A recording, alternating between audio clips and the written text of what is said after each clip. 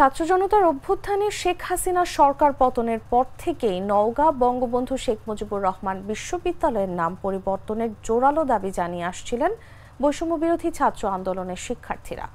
বিষয়টি নিয়ে বিশ্ববিদ্যালয়ের প্রশাসন কাজ করলেও নাম পরিবর্তনে এখনো চূড়ান্ত সিদ্ধান্ত আসেনি।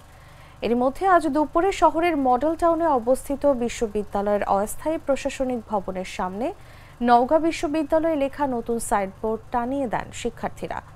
শিক্ষার্থীদের ভাষ্য, আওয়ামী সরকারের আমলে ফ্যাসিস্ট শেখ হাসিনা মুজিবের নামে অযৌক্তিকভাবে নওগাঁর বিশ্ববিদ্যালয়ের নামকরণ করেছিলেন, অথচ অনেক আগে থেকেই এই বিশ্ববিদ্যালয় নওগাঁর নামে নামকরণের জন্য আমরা আন্দোলন করে এসেছি। তাই নিজ অবস্থান থেকে বিশ্ববিদ্যালয়ের নতুন সাইনবোর্ড টানানো হলো।